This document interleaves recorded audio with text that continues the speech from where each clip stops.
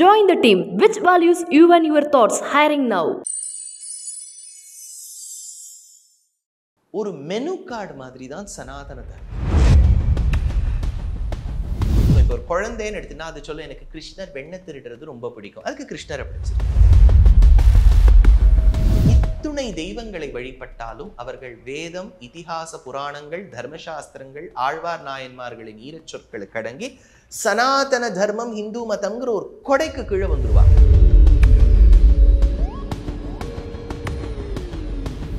ஒரே இறைவன் பல்வேறு உருவங்களில் இருக்கின்றார். அதனால நம்ம ஜாகிரதையா எப்படி புரிஞ்சுக்கணும்னா பல தெய்வங்கள் அப்படின்னு புரிஞ்சுக்காம ஒரே தெய்வத்தின் பல உருவங்கள்.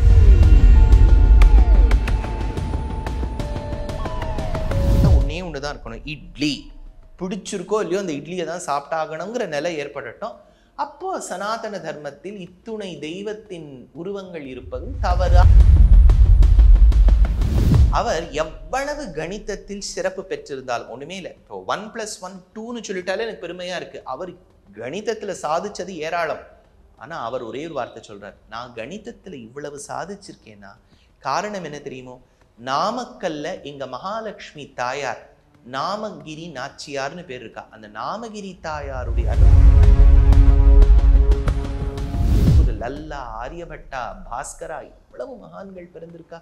கணிதத்தில், சயின்ஸ்ல, மெட்டலர்ஜியில, ஆர்கிடெக்சர்ல, கன்ஸ்ட்ரக்ஷன்ல அவ்வளவு சரக்கா, சுஷ்ருதாலாம் சர்ஜரி வரைக்கும் பண்ணியிருக்கா. அவ்வளவு தொண்டு ஆற்றியவர்கள். அத்துணை பேரும் சயின்ஸ்ல நம்பிக்கை கொண்டு தொண்டு ஆற்றி இருந்தாலும் அவர்கள் மனதில் கொண்டது இறைபக்தி. இந்து அப்படின்னு எடுத்துக்கிறோம்னால எதனால கருப்பசாமியிலிருந்து கிருஷ்ணர் வரைக்கும் இவ்வளவு கடவுள்கள் எப்படி உருவானாங்க அப்படிங்கிறத தாண்டி எதனால நம்ம இவ்வளவு பேர் வழிபடுறோம்? நம்ம இப்போ நான் ஒரு சின்ன இது கலாட்டா வியூவர்ஸ்க்கு நல்ல விஷயங்கள்லாம் நீங்க கொடுத்துன்னு வரேன். இதுல ரொம்ப விஷயங்கள் தெரிஞ்சவங்களும் கேட்பாங்க, ரொம்ப தெரிஞ்சுக்கணுங்கிறவங்களும் கேட்பாங்க. ஸோ நான் ஒரு எக்ஸாம்பிள் மூலமா சொல்றேன். நீங்க ஒரு கான்வர்சேஷனா நிவ்யா, நீங்க you go with your family and friends to a hotel.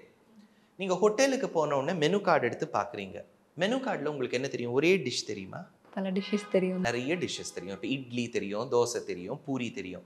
இப்போ உங்களுக்கு இட்லி பிடிச்சிருக்கு. இப்போ உங்கள் ஃப்ரெண்டுக்கும் உங்கள் அம்மாவுக்கும் ஐயா எனக்கு இட்லி வேண்டாம் பூரி வேணும்னு சொல்லுவாங்க. இட்லி கெட்டதுங்கிறது இல்லை, அவங்களுக்கு பூரி பிடிச்சிருக்கு. ஒரு மெனு கார்டு மாதிரி தான் சனாதன தர்மம். இதில் இருக்கக்கூடிய ஒவ்வொருத்தருக்கும் ஒரு ஒரு ருச்சி இருக்கும். இப்போ ஒரு குழந்தைன்னு எடுத்துன்னா அது சொல்ல எனக்கு கிருஷ்ணர் வெண்ணை திருடுறது ரொம்ப பிடிக்கும். அதுக்கு கிருஷ்ணரை பிடிச்சிருக்கு. இப்போ பல பேருக்கு அந்த வெற்றிவேல் வீரவேல், இப்போ நம்ம அந்த பொன்னியின் செல்வன்லாம் பார்த்தோம், வெற்றிவேல் வீரவேல் அந்த ஒரு வீர முழக்கம் செய்து கொண்டு போருக்கு செல்வார்கள். அவங்களுக்கு முருகப்பெருமான் ரொம்ப பிடிச்சிருக்கு. அதே மாதிரி மோட்சத்தில் அபிருச்சி, சார் இந்த உலகமே வேண்டாம் சார், என்ன சார் இங்கே இருந்து என்ன பிரயோஜனம், வருஷம் இந்த வெள்ளம் வந்துன்னு தான் இருக்குது, வீட்டுக்குள்ளே தண்ணி வந்துடுது, எவ்வளோதான் நான் வீட்டை மேலே மேலே ஒசத்துறது எல்லாம் பண்ணுறேன்னு சொல்கிறா. ஒன்றும் இல்லை, வீட்டுக்குள்ளே தான் தண்ணி வருது. வீட்டுக்கு தண்ணியை வர வைக்கிறேன்னா அவங்க என்ன நினச்சிக்கிறாங்க, குழால வர வைப்பாங்கன்னு. வீட்டுக்கு முழு தண்ணியே வர வச்சுடுறா இல்லையா? ஸோ அதனால எல்லாருக்கும் என்ன, எனக்கு வைகுண்டம் போனால் போகிறோம் சார், இந்த பூ உலகமே வேண்டாம், நான் இருந்து கஷ்டப்படுறேன்னு. அவங்களுக்கு தான் நாராயணனை பிடிச்சிருக்கு. அப்போ ஒவ்வொருத்தருக்கு ஒரு ஒரு தெய்வம் பிடிச்சிருக்கு. இப்போ பெண்களுக்கெல்லாம் வாரம் ஆடி மாதம் விட்டால் அம்மன் கோவிலுக்கு செல்ல வேண்டும் என்கின்ற ஒரு அவா ஏற்படும். ஒரு மெனு கார்டில் இருக்கா மாதிரி தான் இந்த தெய்வங்கள். ஆனால் அத்தனை விஷயங்களும், அந்த இட்லி ஆகட்டும், தோசை ஆகட்டும், அத்தனையும் ஒரு மெனு கார்டு கடங்குற மாதிரி. இத்துணை தெய்வங்களை வழிபட்டாலும் அவர்கள் வேதம், இதிகாச புராணங்கள், தர்மசாஸ்திரங்கள், ஆழ்வார் நாயன்மார்களின் ஈரச் சொற்களுக்கு அடங்கி சனாதன தர்மம் இந்து மதம்ங்கிற ஒரு கொடைக்கு கீழே வந்துருவா. So to answer your question straight, நீங்கள் ஒரு விஷயம் கேட்டீங்க, ஹிந்து மதத்தில் எதுக்கு இவ்வளவு தெய்வங்கள்? இதை தெய்வங்கள் அப்படின்னு புரிஞ்சுக்காம ஒரு பரபிரம்மத்தின் பல்வேறு உருவங்கள்னு புரிஞ்சுக்கணும் நிவ்யா. இதை நான் இன்னொரு விதமாக எக்ஸ்பிளைன் பண்ணணும்னா, வாட்டர் அப்படிங்கிறத நம்ம ஸ்கூலில் படிக்கும்போது H2O அப்படின்னு ஒரு ஃபார்முலாவில் படிப்போம். அந்த H2O என்கின்ற தண்ணீர் தன்னுடைய நேச்சுரல் ஸ்டேட்டில் இருக்கணும்னா தண்ணீராக இருக்கும். அதுக்கு லிக்விட் ஸ்டேட். இப்போ நீங்கள் வீட்டில் போய் குடிச்சிங்கன்னா லிக்விடாக தான் இருக்கும். இப்போ நீங்கள் நிறைய மென் விமென்லாம் இப்போ ஒரு சலான் ஸ்பா போகிறா, அங்கே போகும்போது ஸ்டீம்னு ஒன்று வைப்பா மூஞ்சிக்கு. அப்போ என்ன ஆகுது, அதே H2O தண்ணீரை நீங்கள் சுட வச்சுட்டோ அதுலேருந்து ஆவி பிடிக்கிறீங்க, அப்போ கேஷியஸ் ஸ்டேட்டாக மாறுறது. இப்போ நீங்கள் வேற வச்சுக்கோங்க. இப்போ பல பேர் இப்போ கூல் ட்ரிங்க்ஸ் குடிக்கணும்னு நினைக்கிறா. அப்போ அந்த ஃபாண்டாவோ 7-அப்போ ஏதோ ஒன்று கொட்டிட்டோ அதில் ஐஸ் க்யூப்ஸ் போடுவாங்க. அதே H2O தான், அதே தண்ணீர் தான், சாலிட் ஸ்டேட்டில் இருக்குது. ஒரே தண்ணீர் சாலிட் ஸ்டேட்டில் இருக்குது, ஒரே தண்ணீர் லிக்விட் ஸ்டேட்டில் இருக்குது, ஒரே தண்ணீர் கேஷியஸ் ஸ்டேட் வேப்பராக இருக்குது. ஒரே இறைவன் பல்வேறு உருவங்களில் இருக்கின்றார். அதனால நம்ம ஜாகிரதையாக எப்படி புரிஞ்சுக்கணும்னா, பல தெய்வங்கள் அப்படின்னு புரிஞ்சுக்காம ஒரே தெய்வத்தின் பல உருவங்கள். இதை இங்கிலீஷில் சொல்லும்போது வெஸ்டர்னர்ஸ், மேற்கு நாடுகளில் இருக்கக்கூடியவர்கள் இது வந்து பாலிதீஸ்டிக்கும்பா, பல தெய்வங்களை வழிபடக்கூடிய ஒரு மதம். அது தப்பு. பாலிமார்பிக், ஒரே தெய்வத்தை வெவ்வேறு உருவங்களில் காணக்கூடிய ஒரு மதம். அதனால் இது எனக்கு ஒன்றும் தப்பாக தோணலை. எப்போ உலகத்தில் இருக்கக்கூடிய அத்துணை பேரும் ஹோட்டலுக்கு சென்று விட்டால் ஒன்றே ஒன்று தான் இருக்கணும், இட்லி. பிடிச்சிருக்கோ இல்லையோ அந்த இட்லியை தான் சாப்பிட்டாகணுங்கிற நிலை ஏற்படட்டும். அப்போ சனாதன தர்மத்தில் இத்துணை தெய்வத்தின் உருவங்கள் இருப்பதும் தவறா சரியாங்கிற சர்ச்சைக்கு நாம் வரலாம். சிறப்பு சார், ரொம்ப தெளிவான ஒரு புரிதல் இது. இப்போ வந்து ரிலீஜியன் அண்ட் சயின்ஸ் இது ரெண்டையுமே வந்து ரொம்ப தொடர்பு படுத்திக்கிற மாதிரியான ஒரு விஷயம் போயிட்டு இருக்கு. அதை பற்றி உங்களுடைய ஒப்பீனியன் என்ன? என்னால் ஏனைய மதங்களை பற்றி பேசுறதுக்கு எனக்கு தகுதி இல்லை. ஏனெனில் நான் இஸ்லாத்தையோ கிறிஸ்டியானிட்டியோ கடைபிடிப்பவன் இல்லை. அதனால எனக்கு வேற மதங்களை விமர்சிப்பதற்கான ஞானமோ அதை பற்றி நல்ல சொற்களோ அவதூறு சொல்லுவதற்கோ எனக்கு தகுதி இல்லை. I will restrict only to Sanatana Dharma, Hinduism.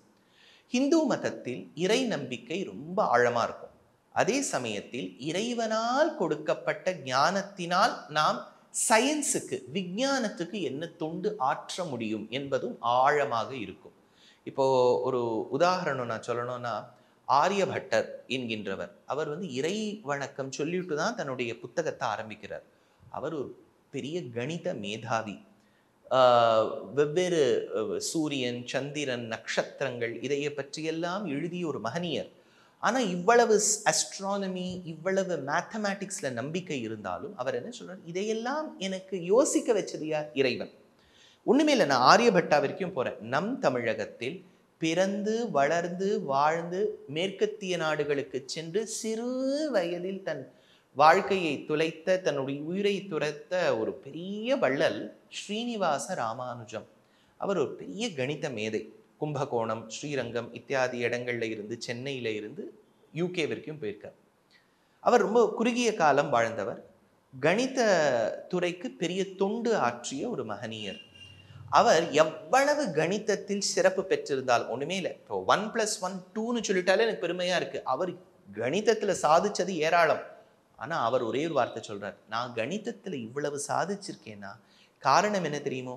நாமக்கல்ல எங்க மகாலட்சுமி தாயார் நாமகிரி நாச்சியார்னு பேர் இருக்கா. அந்த நாமகிரி தாயாருடைய அனுகிரகத்தால தான் நான் எழுதியிருக்கேங்கிறார். அதனால இந்த தேசத்தில் பிறந்த மகான்களுக்கு இறை பக்தியும் இருந்திருக்கிறது, சயின்ஸ்ல நம்பிக்கையும் இருந்திருக்கிறது. ஆயுர்வேதம் எடுத்துக்கோங்க, ஒரு சின்ன சின்ன மூலிகை, அதால நம்ம ஆரோக்கியம் எப்படி சிறப்பு பெறும்? மஞ்சள், இப்போ கிராமங்கள்ல ஆரம்பிச்சு இப்போ சிட்டிஸ்ல விமன் எல்லாம் நிறைய பேர் மஞ்சள் பூசிப்பாங்க. இப்போ நம்ம உடனே நிற்போம், எதுக்கு இவங்க அசிங்கமா இருக்காங்களே, எதுக்கு மஞ்சள் பூசிக்கணும்னு. ஆனா இப்போ மேற்கத்திய நாடுகள் சொல்றது, இந்த மஞ்சள் பூசிக்கொண்டால் ஆன்டிசெப்டிக் இருக்கும், அது இருக்கும். அவங்க சொன்னா நம்ம நம்புறோம். இதே நம்ம கிராமத்துல நம்ம குடும்பங்கள்ல இருக்கக்கூடிய தாய்மார்கள் சொன்னா நம்ம அதை ரொம்ப மட்டமா பார்க்குறோம். இந்த எண்ணத்தை நாம் தவிர்க்க வேண்டும். பாரத தேசத்தில் பிறந்த ஒவ்வொரு மகானும், ஒரு சயின்டிஸ்ட், ஒரு லல்லா, ஆரியபட்டா, பாஸ்கரா, இவ்வளவு மகான்கள் பிறந்திருக்கா. கணிதத்தில், சயின்ஸ்ல, மெட்டலர்ஜியில, ஆர்கிடெக்சர்ல, கன்ஸ்ட்ரக்ஷன்ல அவ்வளவு, சரக்கா சுஷ்ருதாலாம் சர்ஜரி வரைக்கும் பண்ணியிருக்கா. அவ்வளவு தொண்டு ஆற்றியவர்கள். அத்துணை பேரும் சயின்ஸ்ல நம்பிக்கை கொண்டு தொண்டு ஆற்றி இருந்தாலும் அவர்கள் மனதில் கொண்டது இறைபக்தி. வாஸ்தவமா பார்க்க போனா எவ்வளவுக்கு எவ்வளவு நம்ம ஞானம் மேத்ஸ்லயும் சயின்ஸ்லயும் வளர்றதோ ஜெனுவினா, அப்பவே நமக்கு நம்பிக்கை இறைவன் மேல வந்துடும். ஏன்னா ஒவ்வொருத்தரும் சொல்லுவா, ஆஹா இவ்வளவு அழகா இருக்கே சயின்ஸ், நிச்சயமா கடவுள் படைச்சிருக்கணும் ஏன் இதெல்லாம். அப்போ சயின்ஸும் ரிலிஜனும் சனாதன தர்மத்தின் படி அழகா சேரக்கூடிய விஷயங்கள். அதனால தான் நிவ்யா, நீங்க ஆச்சரியப்பட்டு போவேள், உலகத்தில் இருக்கக்கூடிய பாப்புலேஷன்ல கிட்டத்தட்ட 1/5 பாரத தேசத்துல இருக்கு. 1/5 the world's population is in India, 1.4 billion. இந்த ஜனத்தொகைக்கு நம்ம 2 டோஸ் வேக்சின் கொடுத்துருக்கோம். 2 டோஸ் அப்படின்னா 1.4னா 2.8 பில்லியன் வச்சுக்கோங்க. இதுல ஒரு சின்ன ஒரு ஸ்மால் பர்சன்டேஜை தவிர்த்து பாக்கி அத்தனை பேரும் கேள்வியே கேட்காம நம்ம வேக்சின் போட்டுட்டோம். காரணம் என்ன தெரியுமோ? நமக்கு சனாதன தர்மம் சயின்ஸ்லையும் நம்பிக்கை வச்சுக்கணும்னு கத்து தருது. எப்படி நான் போட்டுப்பேன், இதை நான் எப்படி நம்புவது, இறைவனே பார்த்துப்பார், இப்படிதான் நம்ம சொல்ல. இறைவன் கொடுத்த மூளையின் அடிப்படையால் தான் அந்த விஞ்ஞானி இந்த வேக்சின் பண்ண முடிஞ்சது. இந்த வேக்சின் நமக்கு இறைவன் கொடுத்திருக்காருங்கிற நம்பிக்கையில செலுத்தினோம். அதனால இந்த சிவிலைசேஷனே இறை பக்தியையும் தன் மனதில் கொண்டுள்ளது, விஞ்ஞானத்தில் இருக்கக்கூடிய விஷயங்களையும் தன் மனதில் தேக்கி உள்ளது. இது ரெண்டும் கலந்திருக்கக்கூடியது தான் நம் பாரத தேசம். Join the team. Which values you and your thoughts? Hiring now.